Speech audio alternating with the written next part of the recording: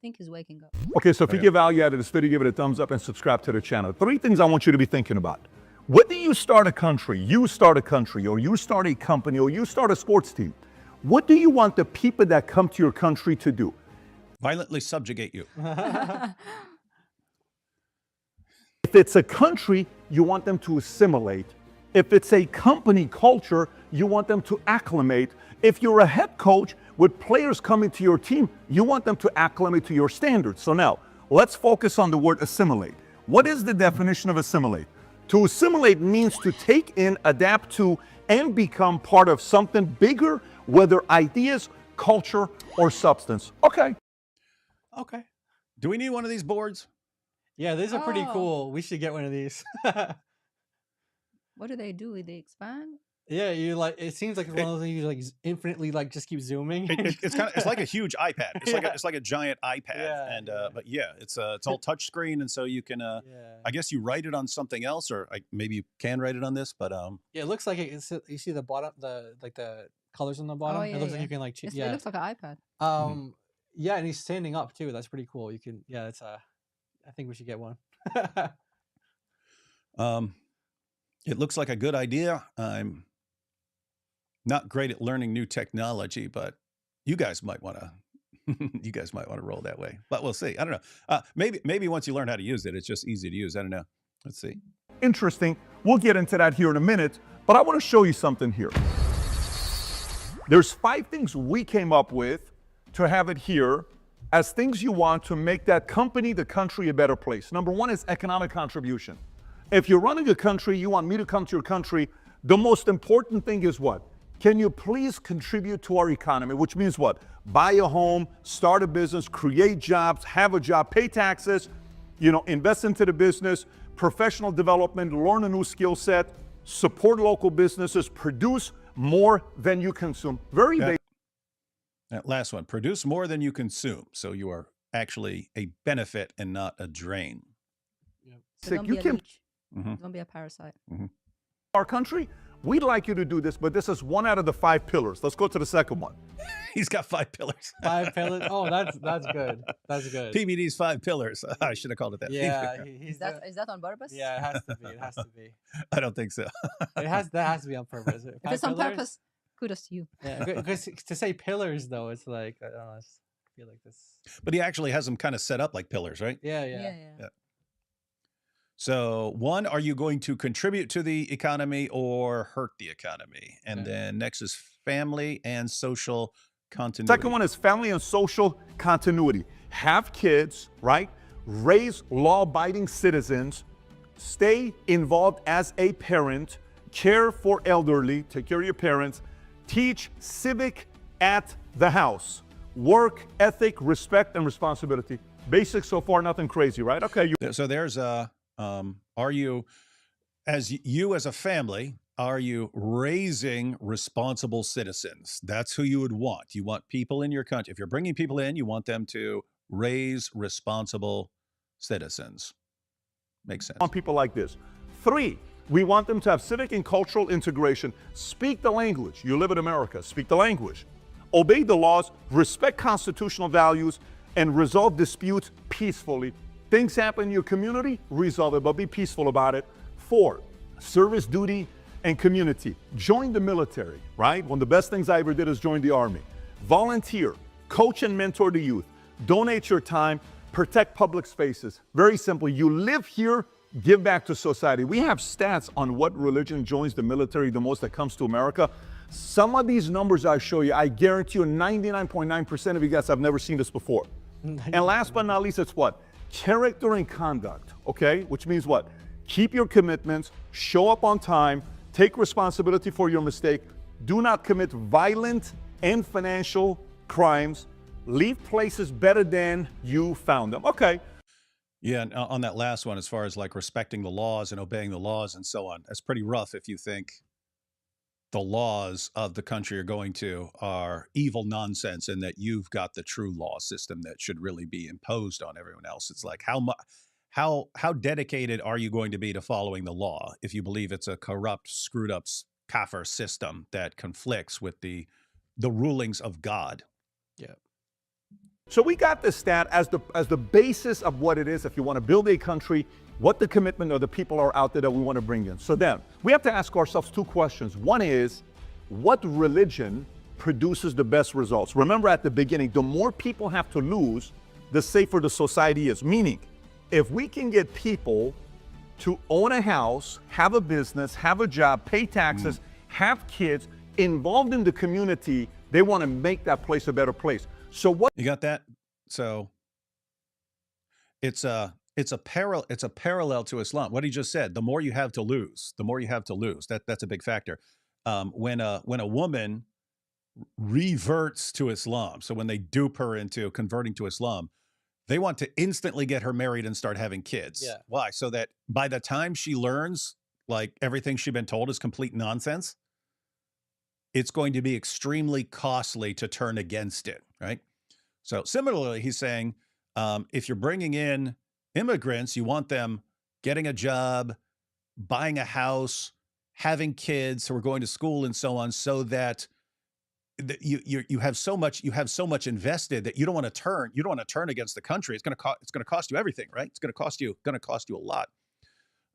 And notice the Islamic thinking would be, do not integrate to the system, because you don't want to have that loyalty to the system. You don't want to be people, you don't want people thinking, oh, if we declare war against these guys, it's going to cost us everything. You want them, hey, we already have nothing to do with these guys, even though we're in their country. religion produces the most results for people to be financially free, responsible, so they make sure that community they live in is safer. Watch this. Here's what data shows. Again, get upset at the data. The data shows the following. Freaking data.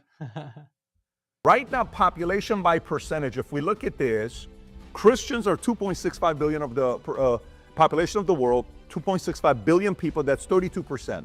Muslims are 2.05 billion, 25%. Hey, how's it feel being number two? Number two. Hindus 1.25 billion, 15%. Buddhists are 324 million, 4.1%. And then you have Jews, 15.2 million, only 0.2% of the population. So then we went to the next one. Which one produces the most billionaires by religion? And here's what we noticed, okay?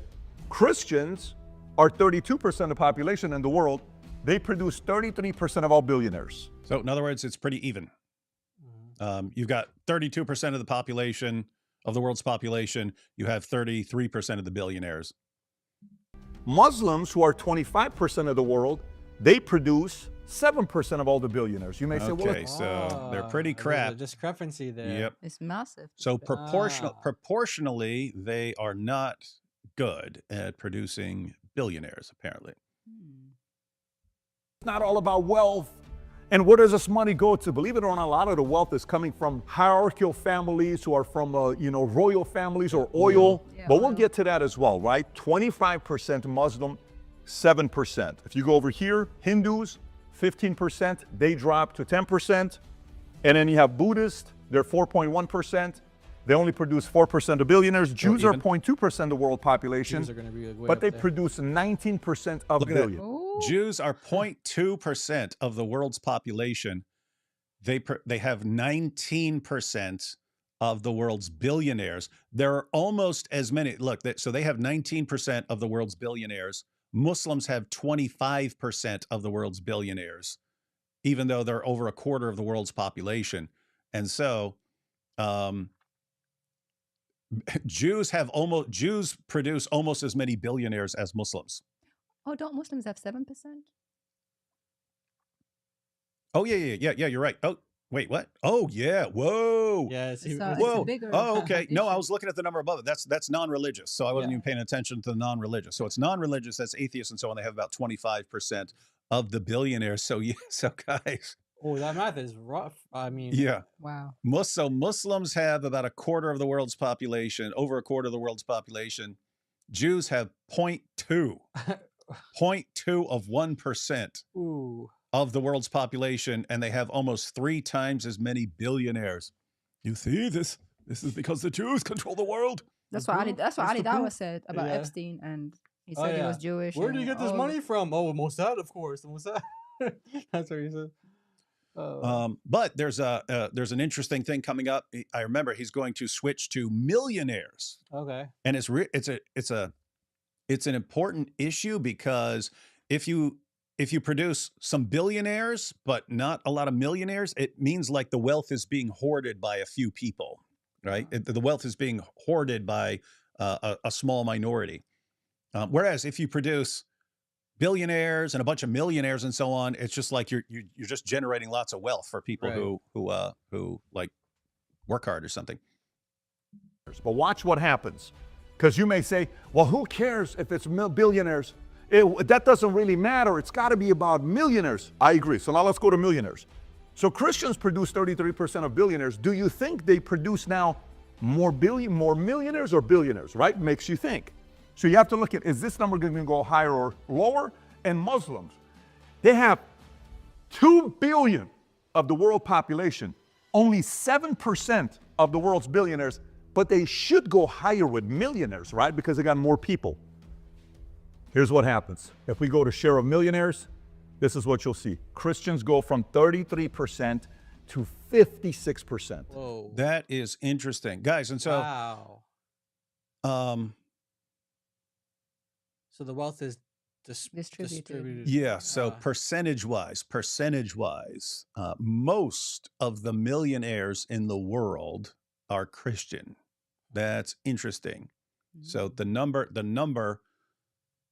goes up among Christians, which Okay. means, but yeah, the wealth is being more distributed. Okay. So as good as the Christian religion is at producing billionaires, they are much better at producing millionaires. Think about that. The principles that are taught produces independent people that take care of their families, make their society and community a safer place. Forget about the debate about Jesus, Prophet Muhammad. I'm not We will not forget about that. debating religion. I'm telling you what's taught in the book produces these types of results. Watch the next one. Okay? Then you have non-religious, which was 25% of billionaires. Here it goes to 31% of millionaires, more millionaires. But watch what happens to Muslim. They go from 7% to 6.4%. What? That's not They enough. produce fewer millionaires than billionaires. You know what that means? They keep the wealth at the top. Christians get the wealth to go bottom because they produce more millionaires. Muslims keep the wealth at the top. Do you see the correlation between these? So But you have a more extreme difference with Jews, right? So watch this. Now, again, Jews are still producing a lot of millionaires because they're only 0.2% of the world's population, and they're producing 1.9% of the millionaires and so on. But you do have significantly more disproportionate number of billionaires and I'm guessing that has a lot to do with like Hollywood executives and stuff like that, making piles of money and stuff. Oh, so the Jews run Hollywood. You see, this is the proof. continue for you here. And then when we go to Jews, their millionaires drop from 19% to 1.9%. Why? Because their population is only 15 million people. They don't have 2 billion Muslims. What's the population? So Jews produce a disproportionate number of millionaires compared to their population. They're producing way more millionaires than you would guess from just being 0.2% of the population. But billionaires they've produced a lot of billionaires, given that they're such a small population. On this side with Jews, what's the number? 15.2 million. So they drop to 1.9, and then Buddhists drop from 4% of 1.2, and Hindu goes from 10% to only 4.2% of millionaires. This is purely what is taught and results. You can go investigate all of this, and I encourage you to do so. Let's go look at the top 20 countries that produce the most billionaires, and what religion do these countries have? What's the majority of religion of these countries? Here's what we noticed. US, 902 billionaires. Combined wealth of that country is $150 trillion in US. Christian nation, mainly Protestant is what it has here. China's number 2, they produce 450 billionaires, 85 trillion, yet their population is 5 times what it is in the US. India's next at 205, 15 trillion. Germany's 171 billionaires, 18 trillion. Russia is 140, 9 trillion. Canada's got 76 billionaires. Italy's got 74 billionaires. Hong Kong's got 66. Brazil's 56. Still, every one of these Yeah, where are the names, Muslims at? not one of them is a Muslim majority country yet. Why not? Why is it not? Brazil, UK 55, Taiwan 54, France, Singapore, Australia, Sweden, Switzerland, Japan, Israel, Spain. At the 20th spot is Indonesia with 33 billionaires, and the combined wealth in that country is $4.5 trillion. Why are we looking at this? You'll see where we're going with this. If we continue to this side, here's what you would see. The population in US is 335 million, but remember the combined wealth in the US is what, 150 trillion. Okay, so guys, yeah, if you have the combined wealth and then the population, then you can get the like per capita. Like what is the average person's net worth if you average it all? We take 150 trillion, we divide it by 335 million, you're gonna get roughly average net worth per capita in the US is $447,000. Okay. Average net worth per capita, if you just divide, this is not median. You'd like, for example, you know, Elon Musk ruins this average. You know what I'm saying? He's got 750 billion and you take a homeless person, your average of two out, a homeless person with Elon Musk, the average per capita of those two people is what, $375 billion. To kind of Yeah, guys, you get the it's kind of difficult concept to grasp, but when you say average net worth 447,000, that doesn't mean the average person has a net worth of 447,000, because as he just pointed out, if you just had two people in your country and one of them is Elon Musk and you just average that with a poor person, you say, oh, the average wealth in that country is hundreds of billions of dollars. Well, that doesn't mean that other person has, you know, billions of dollars and so on. So it's factoring all this in. It's like, what's the if it all averaged out, what's the average? where I'm going with this. But still the average in US is 447, China's 60,000, and you go all the way down, India's 10,000. Now look at that. So That's average in India is wow. 10,000. Yeah. So they have some billionaires, but they have such a big population that if you average it all out, it's an average of 10,000. So that would be lots of poor people. That if you have some billionaires and it's averaging to 10,000, and so you've got billionaires who are being factored into the average of 10,000. That means you have a lot of people who basically have nothing. If the average is 10,000, that means like you have tons of people who like probably don't even have 1,000. Wow. Germany is 214. There's countries that are above America, by the way. For instance, Canada's 390. Credit, we make fun of Canada a lot, but their GDP is bigger than Russia's GDP. I think they got a 2.3 trillion GDP. I think Russia's got a 2.2 trillion out of GDP. Look at Hong Kong, 800,000. Why 800,000? They got 11 trillion, but they got 7.5 million people.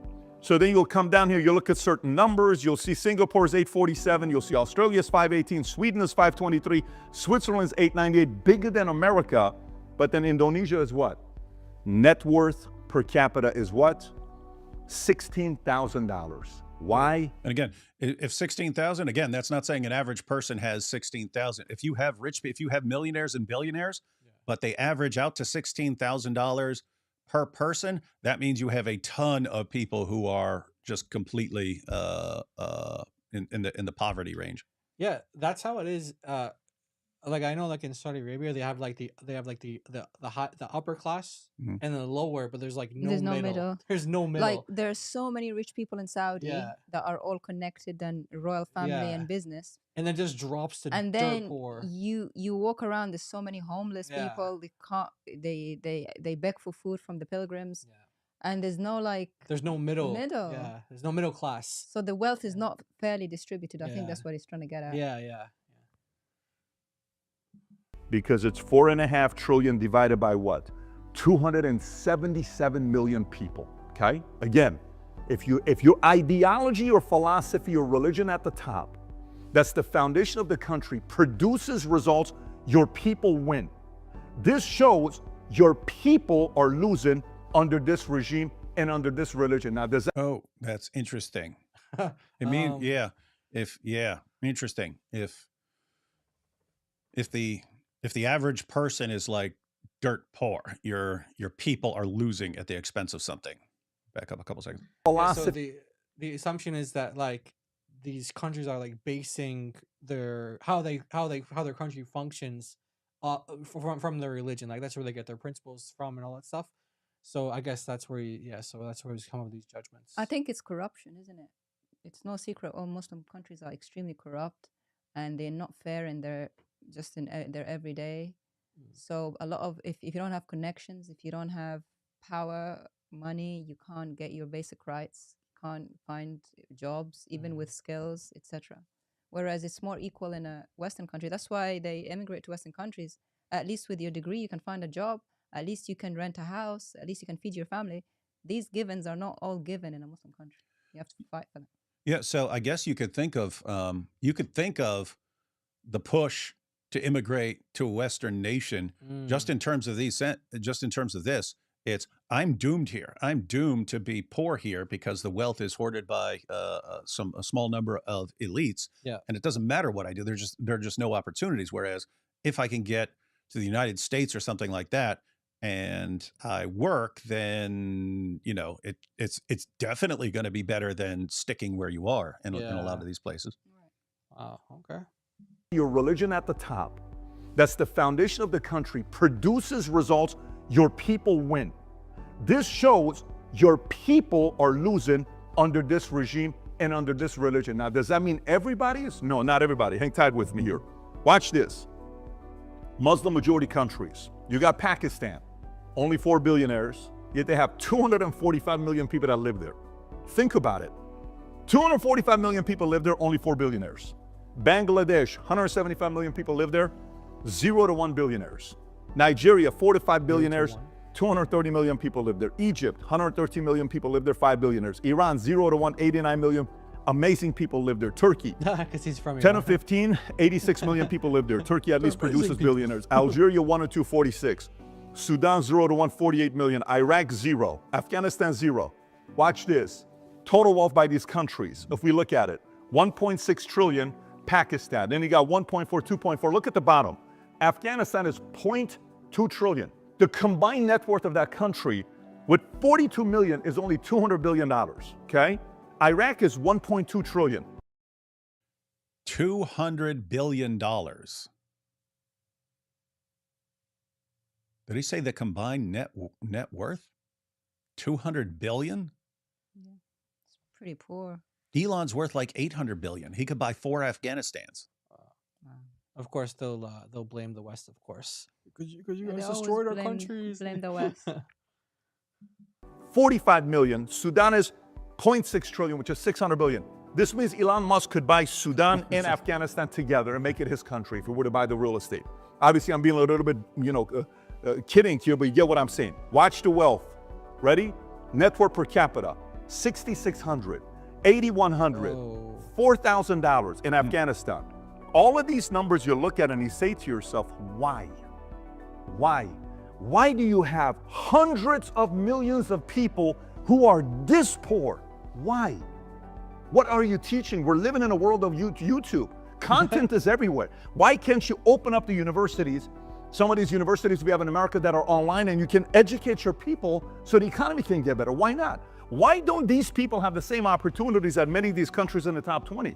Now, by the way, let's go to the next ones, the outliers. Saudi. It's funny that he's just like, you got YouTube now, guys. You have YouTube and all these countries. Like, why don't you like figure out some other things that work? Yeah. They have a gender apartheid in Afghanistan. Women are not allowed to even appear in public or have their voice, let alone go to school or be educated. Or if you have half of your population just sitting idle at home, you've lost all these people in the workplace. You've lost all these people being taught. You've lost all these people giving. She just sits at home, waits for her husband to feed her.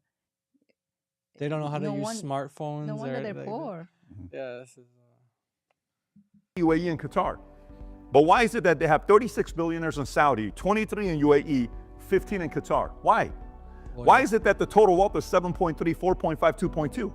Total population 36, 9.53 million. Net capita, ready? 202,000 in Saudi, 473,000 in UAE, 733,000 in Qatar. That's extremely high, Qatar. FYI, you know what they have in common that's different than these countries?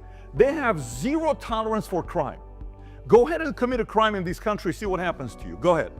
By the way, FYI, on top of that, people who come to these countries, mainly these two, because I think Qatar just changed it, there's something called the kafala system. You know how immigration works? I-1 valuetainment.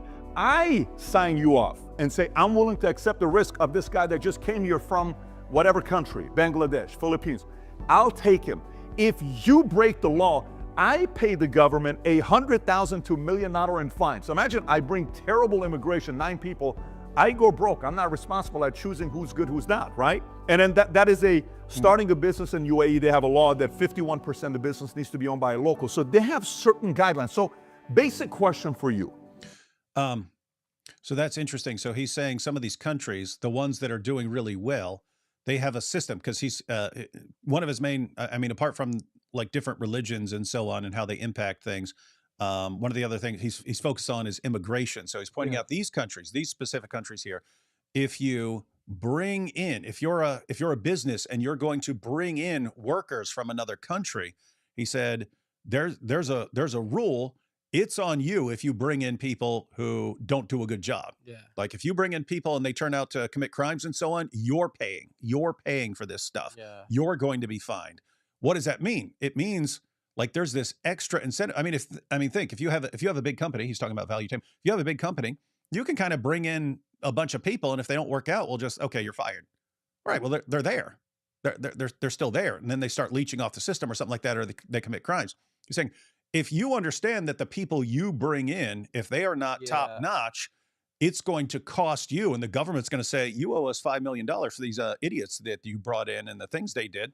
What does that mean? It means you're going to be very careful in who you're bringing in, right? And the government doesn't actually have to worry, because if you bring in, your company brings in some very lazy criminals or something like that, if your company brings in it, that doesn't hurt the government. The government's just gonna find the business, and the government's gonna make its money. And so, yeah, he's just saying that they've come up with a way to vet people that they're bringing in, to make sure they're only bringing in people who are going to be a benefit to the country. But sadly, the kafala system has become very oppressive, because they've become like super dictators, not just being careful. They hold these immigrants' passports, they deny them holidays, they work them to the bone. Because remember, they need to make them money and not give them any risk. Because they're responsible. Basically become like slaves. So it's not perfect. In fact, it's quite oppressive, but it works if that's what you need. You know, the opposite of what's happening in Europe. That's I'd have to say that's what those countries are good at. They're good at doing something that works, even if it's messed up in certain ways, but it works, as opposed to, places like the United States, like lots of Western nations, where who cares what works? Let's just do what sounds good to a couple of leaders. Right. And so what you'd want is something that works and is good. Like it's not evil, it's not oppressive, and so on. Yeah. If you are running America, you're running a country, would you rather have immigrants come from here or here? You got to ask yourself the question. And why? Because they produce better results. I want to show you the history of immigration in America, because it's important to realize how we came here. So watch this.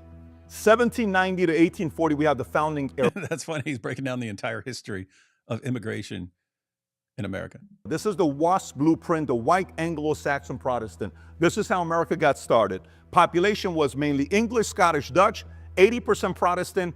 Naturalization, if you wanted to become a naturalized citizen in 1790, you had to be a white, non-slave. Number 2, you had to live here for 2 years. Number 3, you had to have a good moral character. They defined it. If you're good with those areas, you become a citizen. This is how America got started. Catholics were known as the limited religious minority. The first time John F. Kennedy ran for office, like, oh my God, can America handle a Catholic becoming a president? Guess what? Nobody thinks about it anymore. Biden was also Catholic. Number 2 is the Catholic way. Millions of Irish German Catholics fleeing famine in Ireland, and political unrest in Germany from 1840 to 1880 came to the States. Chinese laborers also arrived in the 1850s for railroad and gold rush, introducing Buddhism and Confucianism, but banned from becoming citizens in America. Okay, banned from becoming citizens in America. Then we go to the industrial. This is very interesting what Ford did. Very, very interesting what Ford did.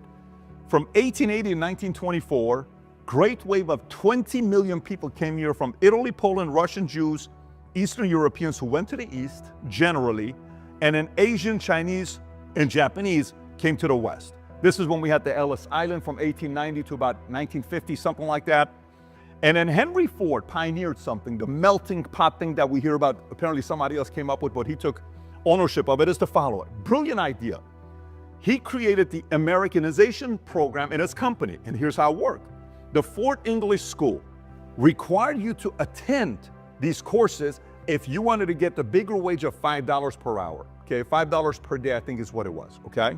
Watch what happens. You had to take English classes, you had to take civic classes, you had to take moral education classes, you had to take patriotic graduation classes, and then there's a ceremony, and guess what the inspection was? Your manager would come to your house to see how you live with your wife and kids. Can you imagine? Bang. Let me see where you sleep. Where do you cook? Let me see the kitchen. That's what Ford would do back in the days. The managers would come to your house to make sure you came to America. Have you assimilated? How do you live? Do you live like we live? And that became the. So that's interesting, because we're talking about, like, you need some sort of system in place. You can't just say, hey, everyone who wants to come here, something like that. You're going to end up with a big mixture of people who just, want jobs and want to be able to provide for their families, and people who want to leech off the system, and criminals and everything else. And so we talked about, like, the system like Saudi Arabia and stuff has, but here you had kind of a different system. We're bringing in people, but we're going to incentivize by paying you more if you integrate. And so here are the different things that will help you integrate. We're going to pay you more if you do these things. Melting pot concept under Ford. Mid-20th century post-war reforms after World War II and the Holocaust prompted humanitarian changes. Displaced Person Act of 1948 admitted 400,000 European refugees, including many Jews and Orthodox Christians. Restrictions for Asians eased, which means they can now become naturalized citizens. By 1960, this is very important data to look at, because things changed right after this. By 1960, the U.S. was 70% white, roughly 65% of those to 70 were Protestant. Then the rest was Catholic. Then 5% unaffiliated. You got, atheists. 3% were Jews. Less than 1% were non-Christians. Wow. That I didn't hear Muslim. That makes no sense. He said 3% are Jews, but 1% are non-Christian. So I don't know what he's talking about here. Let's see, 65% Protestant, 25% Catholics. So that would be 90%. And then another 5% unaffiliated. So that'd be 95%, 3% Jews, and then less than 1% non-Christian. I don't know what he means by less than 1% non-Christian. Yeah, that's so mass a little off there. So he must mean something else by that. I think it would be like less than 1%, like non-Christian, non-Jew, or something like that. So in other words, all the other ideologies combined would add up to less than 1%. But he's still dealing with. Okay. Yeah. So non-Christians, less than 1%. And then this guy named Lyndon Johnson, who had a tendency of coming up with shitty policies, came up with another bad one. And this one was called the Hurt-Celler Act of 1965. And he said it was supposed to bring a bunch of skilled laborers. And he says, this is not a big deal. It's not going to impact America at all. Don't worry about it. His line was, this law would not dramatically change America's demographic. And he was royally wrong on what happened here. Watch this. In 1965, pre-Hart-Celler, these are the two senators, I think, that came up with this law here. Pre-1965, America was 84% white, non-Hispanic, 4% Hispanic Latino, 1% Asian American. Then you have the other 5% were foreign-born population, 90% were Christians. Muslim population was 100,000 in 1960. By 2026, white non-Hispanic goes from 84% to 57%. Hispanic goes from 4 to 20%. Asian American goes from 1 to 7%. Foreign-born population 5 to 15%. Dominant religion 90% Christian goes to 63% Christian, 30% non-affiliated, and Muslims went from 100,000 to 500,000. And by the way, that can't be right. There's more than 500,000 Muslims in the U.S. It says 2026. There's I think around 3 million or something like that. Yeah, so a couple of these numbers are off. And why is he going from percentages to numbers with Muslims? I think that's where they're getting a few. Like, is So it how tr- many Muslims are Yeah, in the US? because then then we'd have to do the math and figure out what percentage Yeah. that is. Like, Yeah. So anyway, I guess they had a ton of numbers, and they're definitely off on some things. This is what it looks I thought like. he was a Muslim numbers guy. Yeah, I'm a yeah. numbers guy. PBD, I'm a you're supposed to be the numbers number guy. I'm a guy. numbers I'm not guy. a numbers guy. You're a numbers guy, and I'm not a numbers guy. And I'm sitting here looking at your numbers and saying you got some things off. Between 3.5 and 4.5 million Yep. Muslims in the US. Okay. population in the U.S.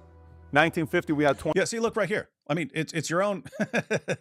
You've got it right here. Muslim population in the U.S. It's 20 to 30,000, 1950, 100,000, 1960, 500,000, 1970. So that's what he had up there. Yeah.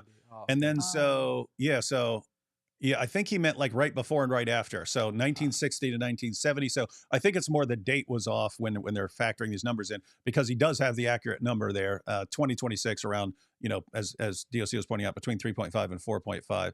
So And where are the black people? He said white and non-white and Asian. oh yeah, I don't know. to 30,000, 60, it went to 100,000, then 500,000, now 4.5 million in America, went from 0.02% of the population to 1.3%.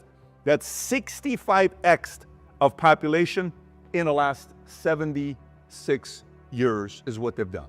They're dominating the level of growth in America. You got to give them credit because they want to come here. So now, going back to it, there's a few things I wanted to find out. And our team, Connor, Humberto did a great job. I want to find out, remember these 5 things we want you to contribute? Civic was learning, and service was joining the military. All the things we could do with this, like this is like infinity scroll thing.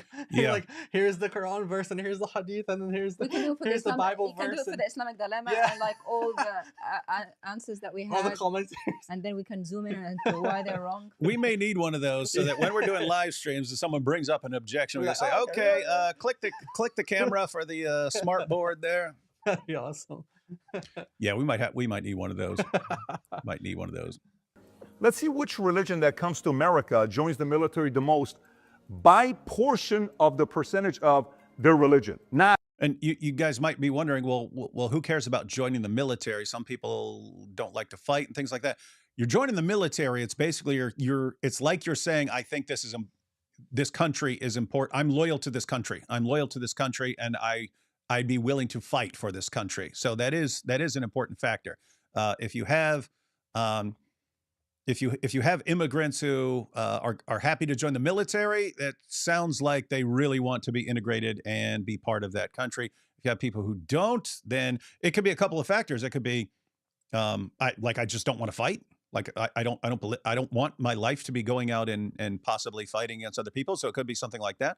But it also could be I just don't want to support this. I really do not support this country. I want to live here. I want to use the system, but I don't want to support or defend it. confusing and like we have 3 million people, 30 million people in the military. I'm making up numbers, and only 30,000 are Muslims. Oh, they're a small percentage. No. By comparison, so the number 6 years is what they've done. They're dominating the level of growth in America. You got to give them credit because they want to come here. So now, going back to it, there's a few things I wanted to find out. And our team, Connor, Humberto did a great job. I want to find out, remember these 5 things we want you to contribute? Civic was learning, and service was joining the military.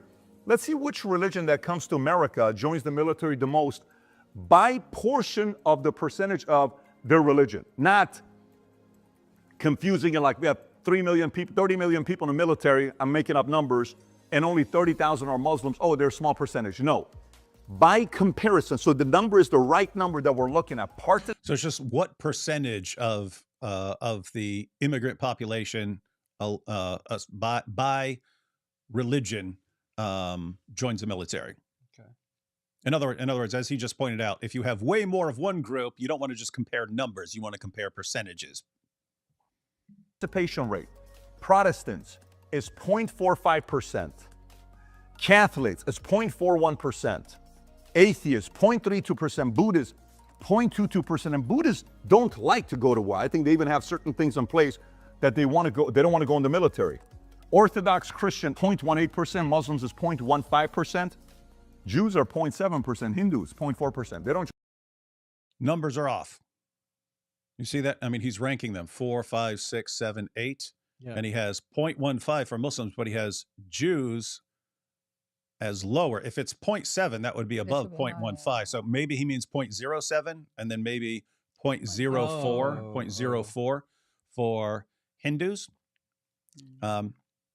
So I'm assuming that's what it means. If it's actually 0.7, then it should be higher. And if it's 0.4 for Hindus, then it should be significantly higher there. Matter of fact, it has to be 0.07 and 0.04, because if it was actually 0.7, that would be higher than they'd be at the top of the list. So fix your numbers, number guy. And so it'd be interesting because notice you don't have if it's 0.04 for Hindus and 0.07 for Jews, you'd have to say, well, why aren't, what are the factors as to why Jews and Hindus don't like joining the military? And with Jews, there is an emphasis on going into certain fields where you don't have to do things that may be forbidden or frowned upon, and so on. Hindus, trying to think, we're familiar with animals and stuff like that. Yeah. But I don't know exactly what their beliefs are about joining militaries and things. In the military, Jews and Hindus don't join the military. They join the IDF, but they don't join our military. Now, somebody may say, well, that's kind of weird, isn't it? Yes, a very valid argument. It's mandatory. It's mandatory military service. Unless, but it's there are exceptions, but they don't have a choice. Yeah. But that is that's very interesting. So tons of them join the IDF. So it can't just be an ideology that prevents you from joining the military, something like that. Interesting. I think the only exceptions are religious exceptions for Israel. If you are gonna, not join the military as a Jew who is an Israeli citizen. But let me go a little bit deeper in this. Watch this. As we go into this, entitlement programs, these numbers came about from Minnesota, okay, on how much Minnesota. the folks in Minnesota that are coming from Somalia rely on welfare and entitlement programs. No. And there's two charts. One is household, this could be single. The other one is household with kids. No kids, kids. Maybe there's a correlation, maybe there's not. Maybe it's mainly people with kids that take advantage of the most entitlement programs. Look at this. The orange that you see here is native households. Any welfare, 21%.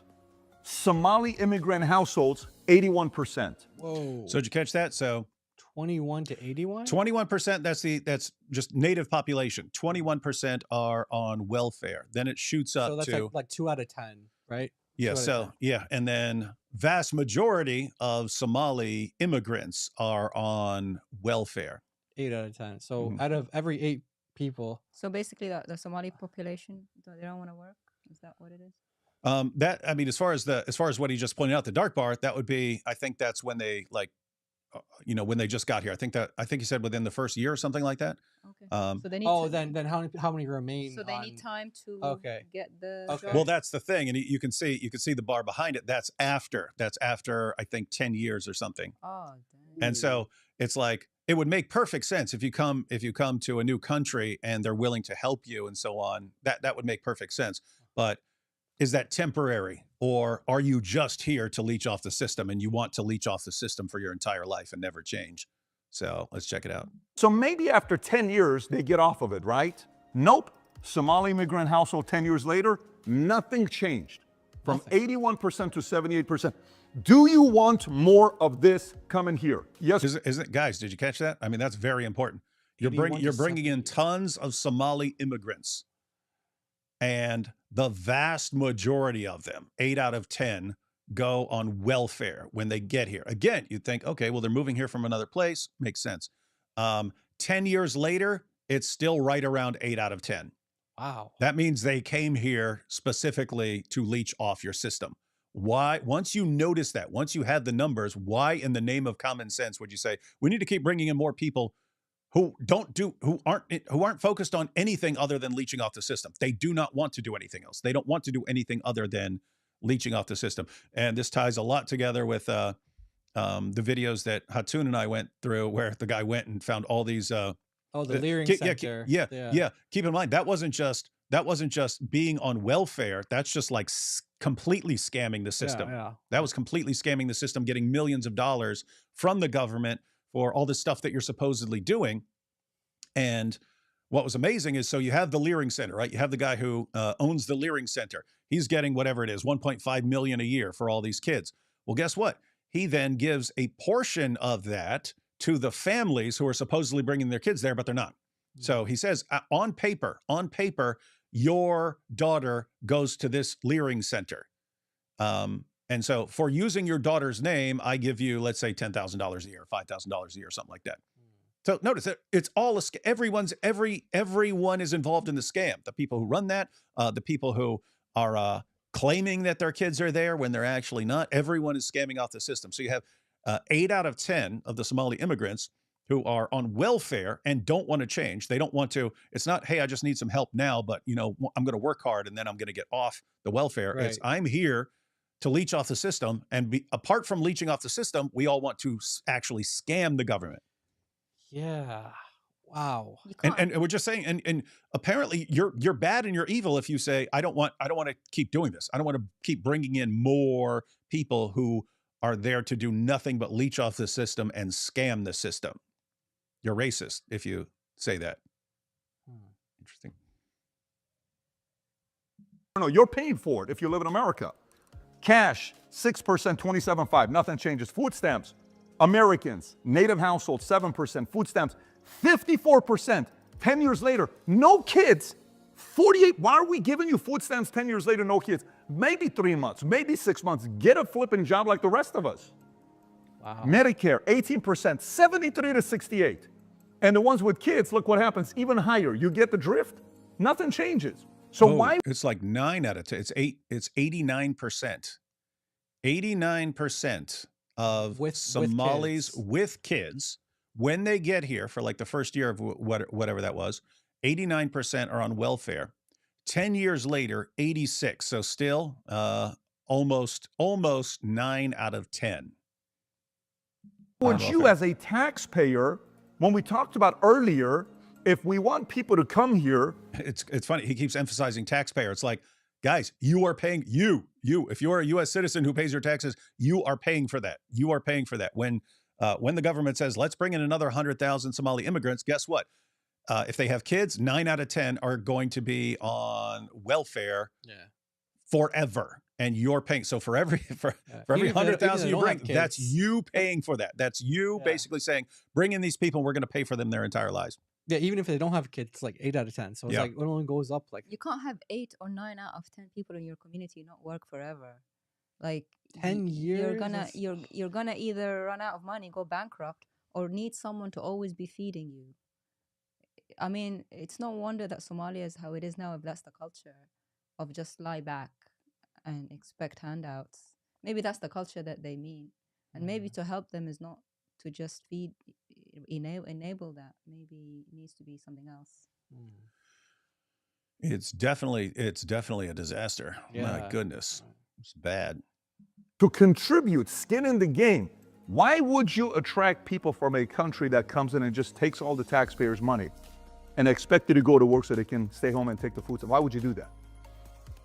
The way I process anything, just like a CEO, if you and I run a company and you hire 28 students that came from one university, they're all reckless. They all have bad habits. Would you want another 28 students coming from that college?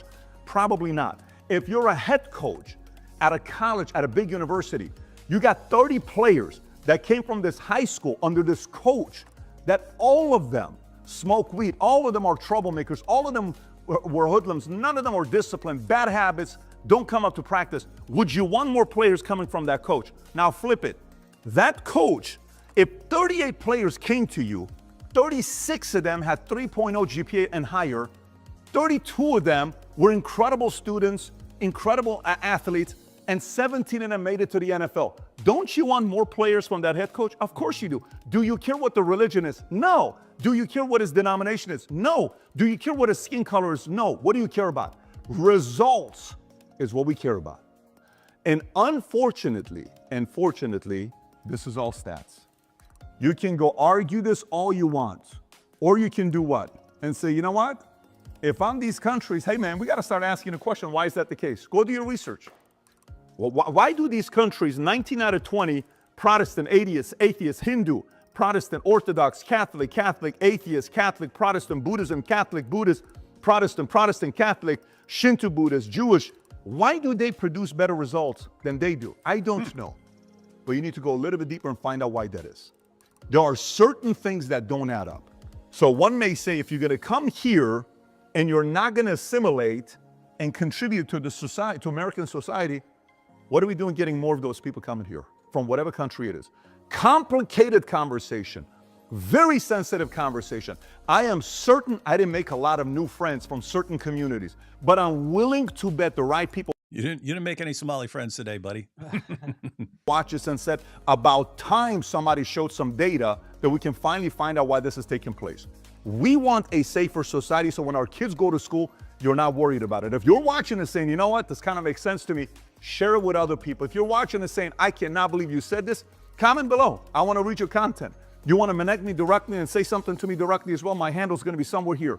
And if you're watching this right now saying, man, I love this episode, I want more stuff like this, give it a thumbs up and subscribe to the channel. And all the notes we got here will be in the PBD Entrepreneur Circle on Manek for free. All you have to do is go download the app and get the notes. Go through all the data we gave you. And if you enjoyed this video, you want to watch another video like this, I did a video many years ago, maybe 6, 7 years ago, 8 years ago, titled, Why I Love Chapalism. If you've never seen it, click here to watch. Take care, everybody. Bye-bye, bye-bye. Interesting stuff. Interesting stuff. Different angle from what we normally take, but definitely had to be said. Had to be said. Crazy stuff. Any thoughts on that before we jump on the super chats? I definitely do see a difference in culture, having been a Christian, in the way Christians work and deal with their lives. Like biblical behaviors, like, if you don't work, you don't eat. And having, obeying your masters, at work as to the Lord, and honesty, integrity, generosity. And to be able to be generous, you have to be able to have the resources to be generous with that. And this sort of proactiveness in doing things, like even people who like watch our streams, they're always like, oh, we need your PDF, or we need your presentations, we want to study them, we want to use them, work with them. It's this proactive working thing. yeah. Whereas when I look at where I came from, like the Muslim culture, what do you see? You see, go TikTok, you see infighting. There isn't, you see spending hours not getting anywhere, going around in circles. There's no scholarship. Even if you're interested in something, they want to go ask the sheikh. They're lazy. Instead of going to find it out yourself or study yourself, you want someone else to feed you the info because, oh, I can't do it myself. It's that sort of laid back, lazy attitude. So I think once Muslims leave their religion en masse and come to the values of the Lord Jesus, this laziness will go away, and more proactive, more positive attitude will come to them. Nice. Yep. And that's actually if you if you read one of the books, there's been a few, but on how Christianity changed the world and so on.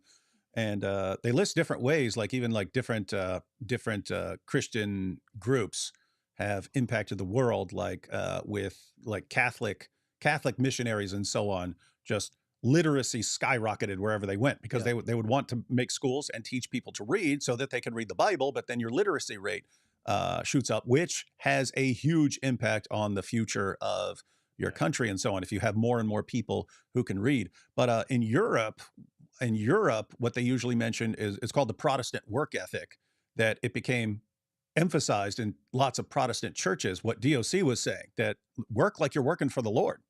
Mm-hmm. And work like you're working for the Lord. Whatever you're doing, do it like you're doing. Now think, if you had a job, if you're, working at a desk, or you're working in a factory or something like this, but you're like, you know what?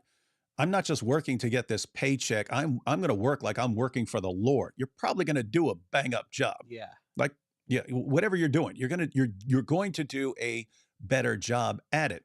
And like now it's like almost like, oh, I have to work for this person who has this company, but he's actually like the enemy because he's rich and I'm not, and so on. So I'm going to try and like squeak by with what I can do. And that's like different from people who want the entire system to break down, who, I have to work right now because I need to survive, but I actually want all of this to come crumbling to the ground eventually so I can get my socialist utopia or my communist utopia and so on. Point is, you have other people who have a different view of work. And even it doesn't have to be like some ideology. It can just be like, work is this sucky thing I have to do to have money for the things that I actually care about and enjoy. Well, you're probably not going to do the best job you can.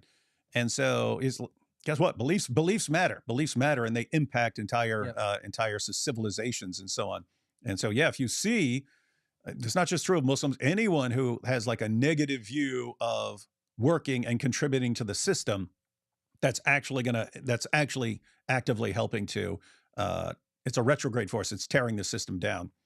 And I don't know why we wouldn't want to be more aware of that. I don't know why we jump to, if you're criticizing people who, bringing in more people from groups that just want to see the whole system come crashing to the ground, you must be racist. It was like, no, I can just think it's a really, really bad idea to bring in tons of people who want the system to come crashing to the ground.